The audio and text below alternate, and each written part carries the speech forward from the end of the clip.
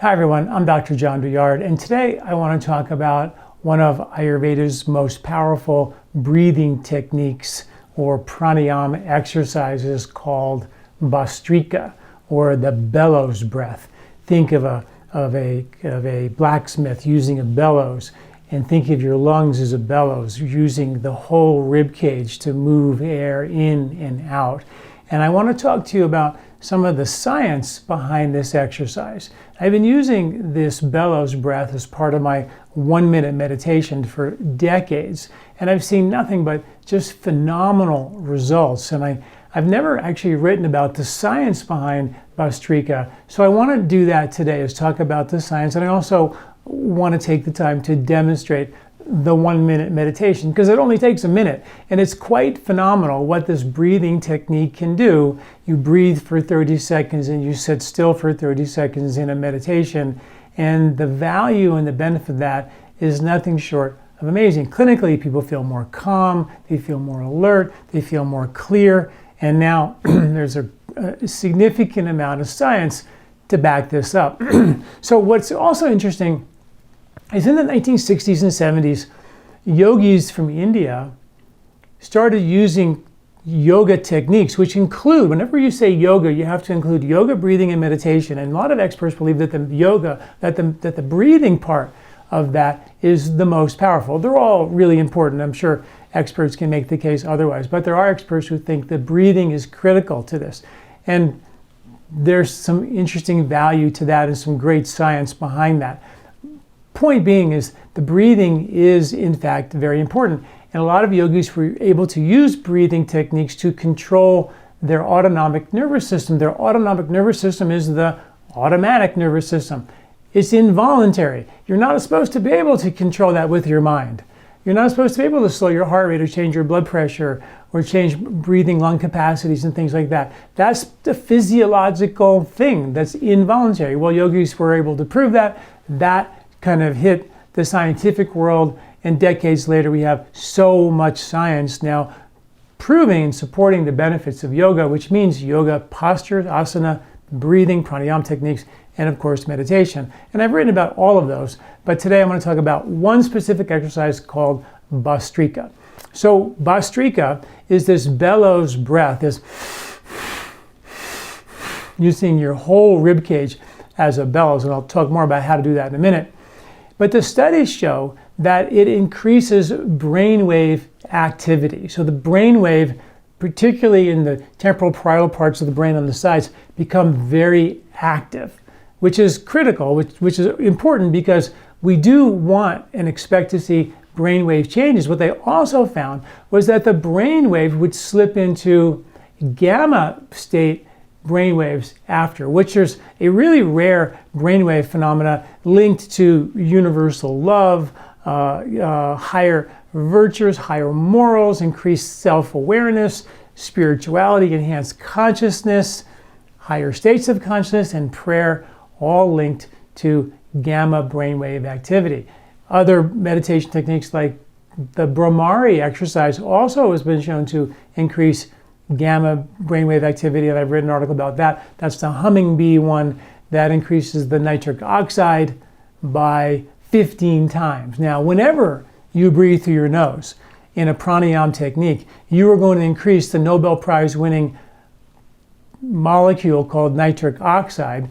They called it the panacea molecule, and trust me, Nobel Prize winning scientists don't even like the word panacea, let alone use it, but that's what they described in 1998 when they discovered nitric oxide, the molecule that was responsible for healing a variety of things in the body, and it's produced in the sinuses. And when you breathe through your nose, you pull that gas into your lungs, into your blood, and it becomes systemic. When you breathe through your mouth, you produce 0 nitric oxide. When you breathe through your nose, you produce 100%. When you do the brahmari exercise, the humming one, it increases the nitric oxide by 15 times, which is a whole other video that you should watch because this is crazy. But the Bhastrika is a nasal breathing exercise as well. You're going to get the benefits of the nitric oxide that you don't get with mouth breathing, and I haven't seen studies yet on how much boost of the nitric oxide you get with this one, but I would venture that it's going to be a bit of an improvement because it's a fast sort of vigorous exercise, which is important.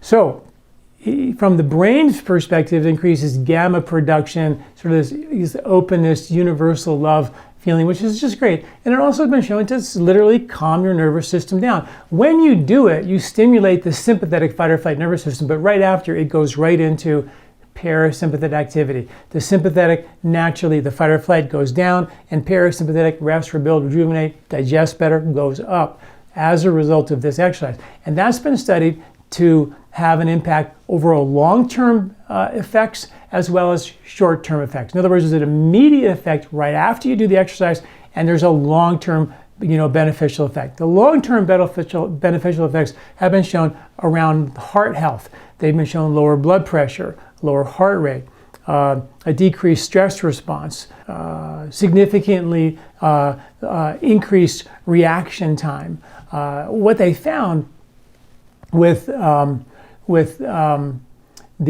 Bhastrika breathing exercise is for the heart, not only do you lower blood pressure, lower your heart rate, lower blood pressure, all that, but it increases your ability to handle stress significantly better and amp up your parasympathetic, calm you down and decrease the stress you out, fight or flight. So it takes the stress off your heart, and that's been shown in long-term studies. But short-term studies, right after you do the exercise, we see increased reaction time, both visually and auditorily.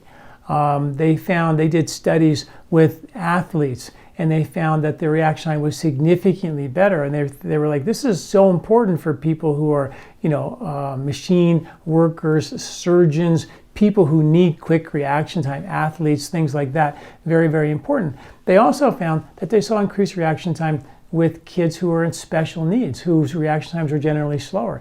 And they saw improved not only reaction time, which is linked to cognitive health and development, but also they saw neuromuscular improvement as well by doing this breathing technique right after it was done, which I thought was kind of really interesting. And then finally, they did some really interesting studies where they took two groups of young, I think 18 to 35-year-old men, and half the group did 15 minutes of Bhastrika, and the other half of the group did 15 minutes of running. And they measured a whole gamut of lung function tests. And they found that the Bhastrika group significantly performed better than the running group in all of the tests. In fact, out of the 5 or 6 tests they tested, only 2 of those did they see improvement with the running, and every one of them they saw improvement with Bhastrika. And even the ones that they saw improve with running, the Bhastrika outperformed those as well. So Bhastrika exercise, what the conclusion was, is it should be included as a part of aerobic athletic training because it enhances oxygen utilization. Other studies show that it actually helps us not use as much oxygen, which is a limiting factor when you're physically active and oxygen is of limited supply, right? And they also found that it decreases distractions. So that helps you stay focused, it increases your reaction time, but it doesn't let you get distracted by extraneous stimuli, which is like really important for kids, right, who are on their phone and distracted all the time and can't dig deep anymore because of the quick reaction that we get from, or instant gratification we get from our phone, which is quick bites of information. And being distracted is sort of the name of the game these days. And Bhastrika has been shown to allow people to focus right afterwards better and not be distracted by these extraneous stimuli. Really cool, right? So that's all the research and all the science behind it. What I've been using it for is part of my 1-minute meditation, which I'm going to teach you right now. I've got other videos about that you can watch as well. Is that in 1 minute, you can take yourself from that stressed out, overwhelmed place to an incredible place of peace and calm. And you can reset yourself. I call it the eye of the storm. You know, when you're in the eye of the storm, it's calm. You're doing multitasking like crazy in your life, but you're calm in the center. It's a good place to be. But then when you slip out of that calm place and now you're getting beat up in the stress and the winds of the hurricane, you can tell the difference between being in the calm and being in the storm in your life, can't you? And maybe the main premise of Ayurveda and yoga philosophy is that we create the eye of the storm. That we learn how to still ourselves. We learn how to become calm. Like the yogis did in the 60s and 70s. They could instantly turn their, what was once called the involuntary nervous system, and make it calm. Turn off the fight or flight alarm bells. We can learn to do the same thing, and breathing techniques are one of those. And the 1 minute meditation with Bhastrika is a phenomenal way to do that. So here's how it works. It's 30 breaths or 30 seconds of Bhastrika, followed by just being still for 30 seconds. So we'll do that together. Let me first teach you the breath so you know. When you do Bhastrika, it's the bellows, the lower rib cage, the middle of the rib cage, and the upper rib cage, all moving dynamically. So it's a bellows everything in and bellows everything out. This is not an abdominal breath, it's a rib cage movement breath, different than other ones that I've taught. So here we go, I'll give you a little demo. It's just breathing, sit comfortably, sitting up straight, breathing in through your nose and out through your nose, deeply in and deeply out as you can. You're gonna go as quickly as you can, that's comfortable. If at any point you feel discomfort or dizziness, then you would just stop. But ideally, as you get better at this, you're gonna go deeper in your inhale and deeper on the exhale, and you're gonna go faster. So it would look something like this when you start.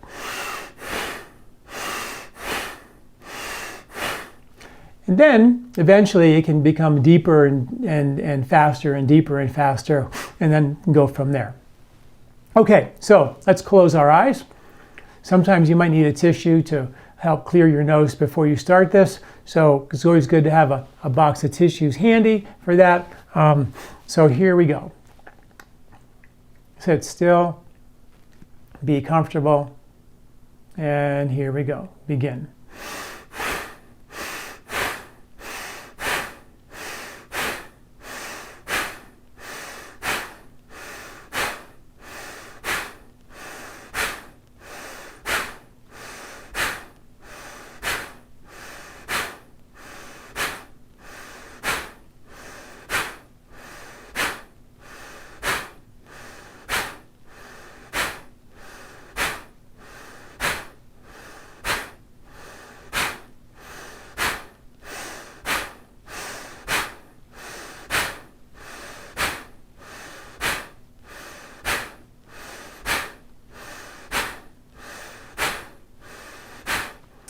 And just stop breathing, keep your eyes closed, and be perfectly still for about 30 seconds.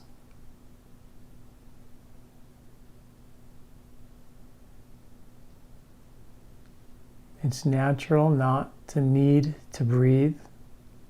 And if that's how you feel, only take a breath when you feel the need to. There's a natural breath holding or retention of the breath that happens spontaneously here. Keep your eyes closed.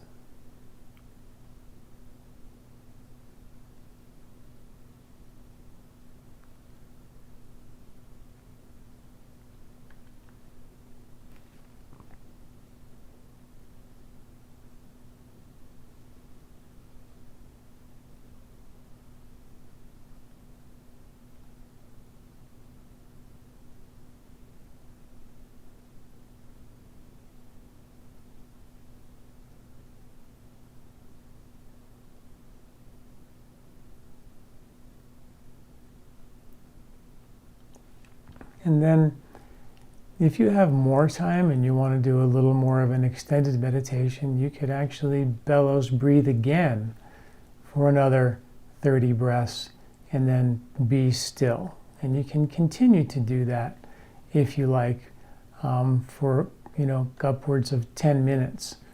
But now you can slowly open your eyes and you may feel a sense of peace and calm.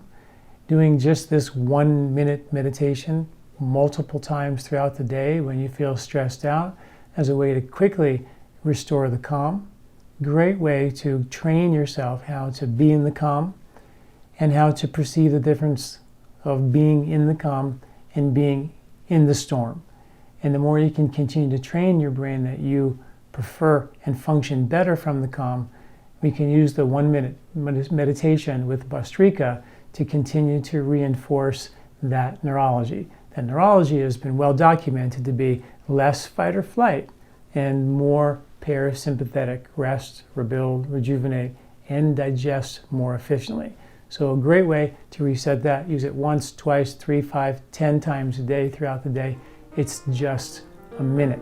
So it takes a minute to reset and use it as much as you can to kind of continue to facilitate that neurological sense of peace and calm. And then take that off the mat into your daily activity. All right, thanks for listening. I'm Dr. John Douillard. Do you like this video? Don't forget to subscribe and share. This recording is brought to you by LifeSpa, where ancient Ayurvedic wisdom meets modern science. Get access to free health video newsletters by Dr. John at lifespa.com. These statements have not been evaluated by the FDA. These products are not intended to diagnose, treat, cure, or prevent any disease.